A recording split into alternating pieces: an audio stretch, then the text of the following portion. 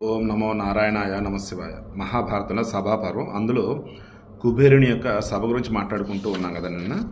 దాని కంటిన్యూషన్ అండి.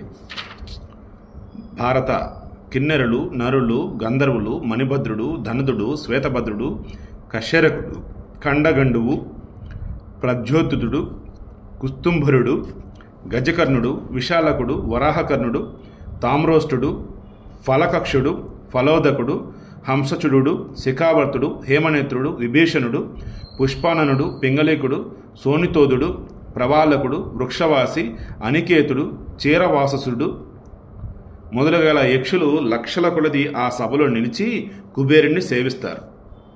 పూజనీయ అయినటువంటి లక్ష్మి, నలకుబేరుడు, నేను, నా వంటి వారు మరెందరూ ఆ కుబేర సభలో ఎక్కువగా ఉంటారు. సో నారద కూడా అక్కడ ఎక్కువగా ఉంటాడట.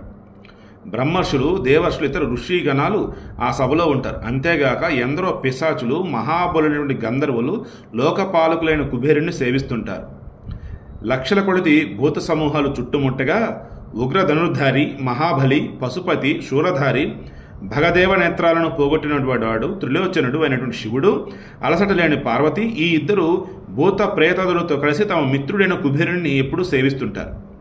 కైలాస పర్వతం ఉంది కదా, మౌంట్ కైలాష్, హిమాలయాల్లో, దానికి నియర్ బయ్యే ఈ కుబేరుడి యొక్క ఈ సభ ఉంది అని అంటూ ఉంటారు. అంటే ఖచ్చితంగా ఆ చుట్టుపక్కల వచ్చేసి ఈమెనమంటారు, మనం ఎక్స్పెక్ట్ చేయనటువంటి ద బెస్ట్ ఏదైనా దొరకవచ్చు నేను అనుకోవటం. ఎందుకంటే ఈ మయ సభ గురించి మాట్లాడుతున్నప్పుడు మయుడు చెప్తాడు, ఈ మయ సభకు అవసరమైనవి ఎక్కడ ఉన్నాయి ఏంటన్నప్పుడు కైలాస పర్వతానికి నియర్ బై ఒక పెద్ద సరోవరం దగ్గర ఉన్నాయి, నేను తీసుకొస్తానని అంటాడు. అప్పుడు ఈ కుబేరుని టాపిక్ వచ్చింది అనమాట.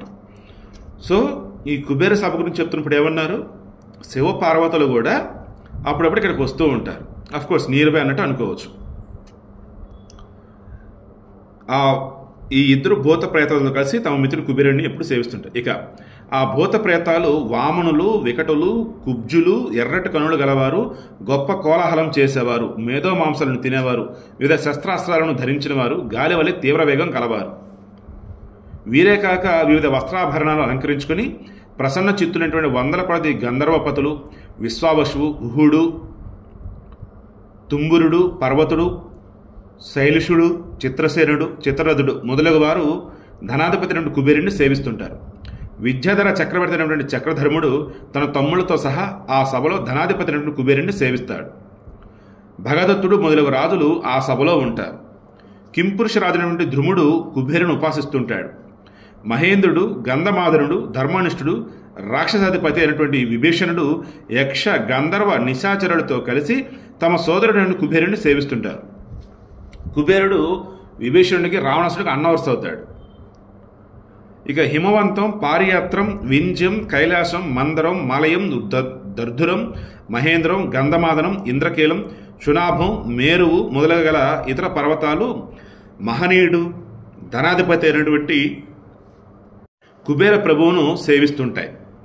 పూజ్యుడైనటువంటి నందీశ్వరుడు, మహాకాలుడు, శంకుకర్ణుడు మొదలగు దివ్య సభ్యులు, కాష్టుడు, కుటీముఖుడు, దంతి, తపస్వి అయినటువంటి విజయుడు, గర్జనశీలుడైనటువంటి శ్వేతనంది ఆ సభలో ఉంటారు. వివిధ రాక్షసులు, పిశాచాలు కుబేరుడిని సేవిస్తుంటారు. దేవదేవేశుడు, త్రిభువన భావనుడు, బహురూపధారి, కళ్యాణ స్వరూపుడు, ఉమాపతి అయినటువంటి మహేశ్వరుడు సహచరులతో కలిసి ఆ సభలో ప్రవేశించినప్పుడు పులస్సనందనుడు, ధనాధిపతి అయినటువంటి కుబేరుడు తల వంచి ప్రణమిల్లి ఆయన అనుమతితో దగ్గర కూర్చుంటాడు. కుబేరుని మిత్రుడైనటువంటి శివుడు అప్పుడప్పుడు ఆ సభలో కనిపిస్తాడు. శ్రేష్ఠ నిధులైనటువంటి శంఖ పద్మాలు రూపాలను ధరించి ఇతర నిధులతో కలిసి ధనేశ్వరుడైనటువంటి కుబేరుని సేవిస్తాయి. గగన సంచారైనటువంటి ఆ రమణీయ కుబేర సభను నేను చూచాను రాజా. ఇక బ్రహ్మ సభను గురించి చెబుతాను విను. సో ఈ కుబేర సభ కూడా ఏంటి, గగన సంచారం, మొత్తం గగనం తిరుగుతూ ఉంటారట. ఇక బ్రహ్మసభ, ఈ కుబేర సభను వచ్చేసి ధర్మరాజుడు చూశాను అంటున్నాడు. బ్రహ్మసభ గురించి చెప్పండి అన్నాడు. ఇక్కడ నారదుడు అంటున్నాడు, నాయన భారత, ఇప్పుడు బ్రహ్మసభను గురించి చెబుతాను విను. ఇది ఇటువంటిదని చెప్పడానికి వీలు కానిది ఆ బ్రహ్మసభ. పూర్వం సత్యయుగంలో సూర్యభగవానుడు బ్రహ్మసభను సందర్శించి మరల మనుష్యలోకాన్ని చూడాలని అనాయాసంగా బ్రహ్మసభను గురించి ఉన్నదన్నట్లుగా నాకు వివరంగా చెప్పాడు. ఆ బ్రహ్మసభ కొలతలకు అందనిది, దివ్యమైనది, బ్రహ్మ సంకల్పం నుండి పుట్టినది, సమస్త ప్రాణుల మనస్సులను రంజింపజేయగల దాని ప్రభావం వర్ణింపవలన కానిది.